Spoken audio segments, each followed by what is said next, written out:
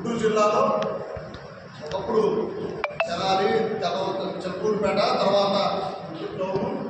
తర్వాత మాతృ సంస్థగా నర్సాపేట మారింది. ఈరోజు పెదకొరపేట కూడా జాన్పాల కష్టంతో ఇక్కడ సమావేశాన్ని ఏర్పాటు చేశారు.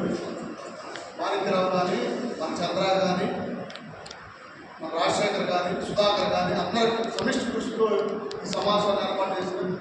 మీ అందరికీ కూడా పేరు పేరున ఉద్యోగం చెప్పి తెలియజేసుకుంటా ఉన్నాను. జాన్పాలు వివరంగా చెప్పాడు, కొత్తగా చెప్పేది లేదు. వర్గీకరణ అంశం అనేది రాజ్యాంగ విరుద్ధం. ఆర్టికల్ 341 ప్రకారం రాజ్యాంగ సవరణని మెజారిటీ సభ్యులు పార్లమెంట్లో దాన్ని ఆమోదించాలి. ఇది రెండు కూడా జరగవు. అది రాజ్యాంగ విరుద్ధం అనేది గతంలో ఇదే సుప్రీంకోర్టు వర్గీకరణ చెల్లదు అని చెప్పి 2004 తీర్పు జరిగింది. అదే సుప్రీంకోర్టు కొత్తగా ఈరోజు ఏమన్నా ఎక్కడ వచ్చాయా లేకపోతే ఆకాశం రాజ్యాంగంలో మారిందా అనేది సుస్పష్టంగా మీరు అర్థం చేసుకోవాల్సిన అంశం. నేనైతే మీ అందరూ కూడా చెప్పదలుచున్నాను.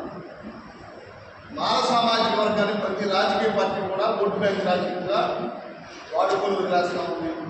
ఈరోజు తెలుగుదేశం పార్టీ అధికారంలోకి వచ్చే ముందు కానీ అధికారంలోకి వచ్చిన తర్వాత కానీ మాల సామాజిక వర్గం తెలుగుదేశం వ్యతిరేకం అంటారు. జగన్మోహన్ రెడ్డి మాల సామాజిక వర్గాన్ని బానిసలాగా చూస్తాడు. కాంగ్రెస్ పార్టీ మాల సామాజిక వర్గానికి పట్టు బానిసలాగా చూస్తాము. సిపిఐ సిపిఎంలో కమ్మ సామాజిక వర్గం రాజ్యం వెళ్తాము. మనకేంటి రాజకీయంగా మనల్ని అణచివేస్తూ ఉన్నారు, రాజ్యాంగ హక్కులు కాలు రాస్తూ ఉన్నారు. దీనికి మనం ఏకతాటిపైకి రావాల్సిన అవసరం ఉంది. గ్రామ స్థాయిలో మనందరం కూడా మనం జరుగుతున్నటువంటి అన్యాయం మీద మాట్లాడాల్సిన అవసరం ఉంది. ఎన్నికలకు ముందు మేము చంద్రబాబు నాయుడు కలిసి మేము ఎన్డీఏ కూడా మద్దతు ఇస్తా ఉన్నాం. వర్గీకరణ వ్యతిరేకం మీరు మాకు మద్దతు తెలపాలంటే మాదిగా నాకు 2 గరుడాలు చూసుకునే బాధ్యత నాది అన్నాడు.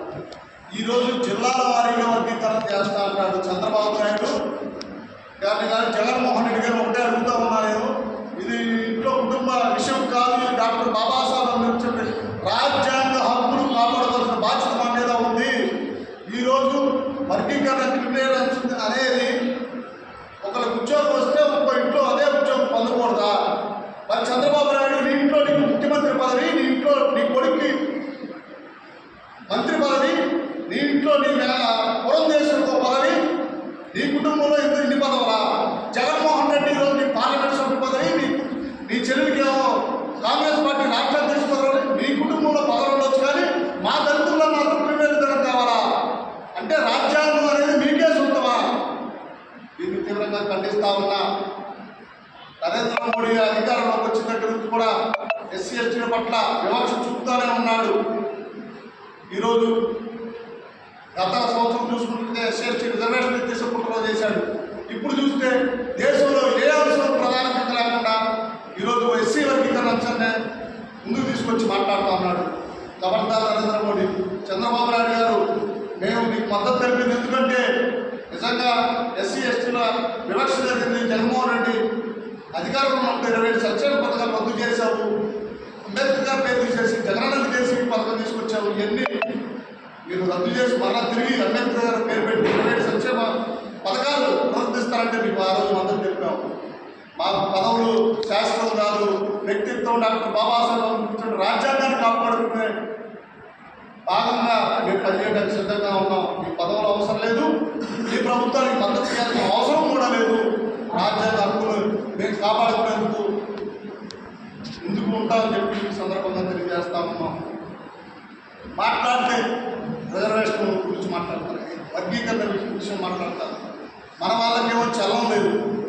జై జగన్మోహన్ రెడ్డి, జై లోకేష్, జై పవన్ కళ్యాణ్ అంటారు తప్ప డాక్టర్ బాబాసాహెబ్ అంబేద్కర్ గారు మన కోసం తన కుటుంబాన్ని సైతం త్యాగం చేసి రిజర్వేషన్లు కాదు ఒక భారతదేశంలో మనం తలెత్తుకొని గర్వంగా తిరిగే విధంగా ఆయన కల్పించిన హక్కులు కాపాడుతూ ఎందుకు ముందుకు రావట్లేదు ఆలోచించండి మీరు.